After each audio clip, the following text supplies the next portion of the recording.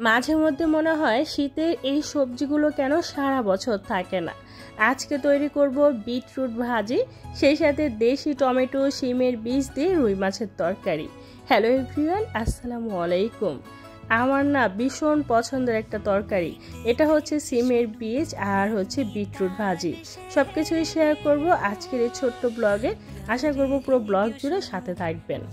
আমি এখানে শিমের বীজ নিয়েছি রান্না করার জন্য, সেই সাথে আমি রুই মাছের 4টা পিসেস নিয়েছি আর মাছগুলো খুব ভালোভাবে ম্যারিনেট করে নিয়েছি। এখানে দেশি টমেটো আর হচ্ছে কাঁচামরিচ ফালি, সেই সাথে হচ্ছে বিটরুট আর নতুন আলু একদম কুচি কুচি করে নিয়েছি ভাজি করার জন্য। তো এগুলো কিভাবে ভাজি করব সেটাও শেয়ার করব। আর এই যে পেঁয়াজ কুচি, পেঁয়াজ কলি কুচি, সেই সাথে কাঁচামরিচ ফালি, রান্নার জন্য যা যা মশলা লাগবে সব কিছু সুন্দরভাবে গুছিয়ে নিয়েছি। একটা হাঁড়ির মধ্যে তেল গরম করে নিয়েছি। এবার ম্যারিনেট করা মাছের পিসেসগুলো এক এক করে দিয়ে দিচ্ছি। আর এই মাছের পিসেসগুলো খুব ভালোভাবে উল্টে পাল্টে ফ্রাই করে নিচ্ছি। নর্মালি মাছের তরকারিতে যেহেতু দিব, তো খুব বেশি একটা ফ্রাই করব না, যতটুকু পরিমাণ লাগবে ঠিক ওই পরিমাণে আমি ফ্রাই করে নিয়েছি আর একটা পাত্রের মধ্যে তুলে নিচ্ছি। দেখতেই পাচ্ছেন কিভাবে ফ্রাই করেছি। তো একটা হাঁড়ির মধ্যে তেল দিয়ে দিচ্ছি। তেল গরম হয়ে গেলে পেঁয়াজ কুচি, কাঁচামরিচ ফালি একটু নেড়ে চেড়ে নিচ্ছি। এরপর আমি যেটা করব, এখানে কিছুটা পরিমাণের আদা রসুন পেস্ট দিয়ে দিচ্ছি। আবারও নেড়ে চেড়ে নিলাম। তারপরে দিয়ে দিচ্ছি এখানে আমি স্বাদ মতো নুন, হলুদের গুঁড়ো, ধনিয়া গুঁড়ো, লাল মরিচের গুঁড়ো। একটু নেড়ে চেড়ে তারপরে দিয়ে দিচ্ছি এখানে আগে থেকে কুচি করে রাখা বিটরুট আর হচ্ছে নতুন আলু। এবার এগুলো দিয়ে খুব ভালোভাবে নেড়ে চেড়ে নিব, মানে মশলার সাথে এই সবজিটা খুব ভালোভাবে মিশিয়ে নিব। আজকে না রুই মাছের ডিম দিয়ে বিটরুট ভাজি করব। তো প্রথমত মশলার সাথে আমার এই ডিমটা দিতে ভুলে গিয়েছিলাম। তো এই পর্যায়ে আমি ডিমটা খুব ভালোভাবে কচলে দিয়ে দিলাম। এটা ছিল রুই মাছের ডিম, আর রুই মাছের ডিম দিয়ে বিটরুট নতুন আলুর সাথে ভাজি করতেছি। এই ভাজিটা খেতে অনেক বেশি মজা হয়েছিল। আর সবচেয়ে বড় কথা হচ্ছে বিটরুট ভাজিটাই আমার কাছে অনেক বেশি ভালো লাগে। কারণ কি জানেন, গরম ভাতের সাথে এটা মাখালে একদম লাল টকটকে হয়। আপনাদের কাছে কেমন লাগে বলেন তো? তো যাই হোক, এই যে কথা বলতে বলতে আমি বিটরুটটা খুব ভালোভাবে ভাজি করে নিয়েছি।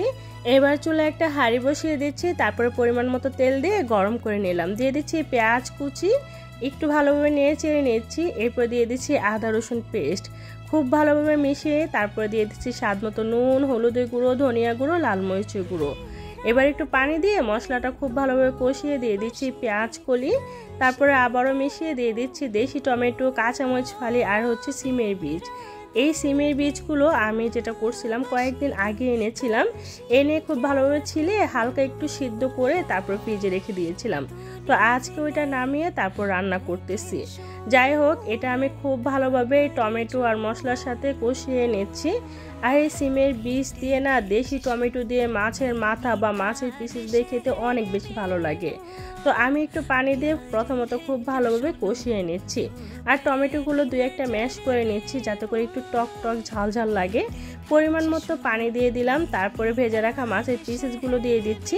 একটু নিয়েছে তারপরে ঢাকনা দিয়ে ঢেকে দিব। এবার যতটা সময় লাগে রান্না করতে ততটা সময় নিয়ে রান্না করে নিব। আর রান্নার লাস্ট পর্যায়ে ধনিয়া পাতা কুচি দিয়ে দিচ্ছি। এই ধনিয়া পাতা কুচি দেওয়ার পর না খুব সুন্দর একটা স্মেল আসে, তাই না? যাই হোক, শীতের সিজন আসলে আসলে এই ধনিয়া পাতা, তারপর হচ্ছে শিমের বীজ বা বিটরুট, দেশি টমেটো জিনিসগুলো পাওয়া যায়। আমার কাছে বেশ ভালোই লাগে।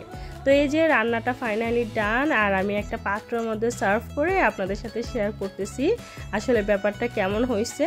আজকের এই তরকারিটা কিন্তু অনেক বেশি মজা হয়েছিল, বিশ্বাস করেন। আমি তো অনেক তৃপ্তি করে খাইছি। এবার গরম গরম ভাত নিয়ে নিচ্ছি, সেই সাথে নিয়ে নিচ্ছি বিটরুট ভাজি। রুই মাছের ডিম দিয়ে নতুন আলু দিয়ে বিটরুট ভাজি করছিলাম। বিটরুট ভাজিটা অনেক মজা হয়েছে। বিটরুট ভাজি দিয়ে প্রথমত খাবো, তারপর নিয়ে নিব আমার পছন্দ এই যে মাছের তরকারি, মানে শিমের বীজ দেশি টমেটো দিয়ে এই মাছের তরকারিটা একটু ঝাল ঝাল করে রান্না করছি। আচ্ছা, আমার আজকের এই ভিডিওটা কেমন লাগছে অবশ্যই কমেন্ট করে জানাবেন। ভালো লাগলে লাইক কমেন্ট শেয়ার করে দিবেন, চ্যানেলটা সাবস্ক্রাইব করে রাখবেন, আর পেজে লাইক করে দিয়ে সবসময় সাপোর্ট করবেন। সবাই ভালো থাকবেন। আল্লাহ হাফেজ।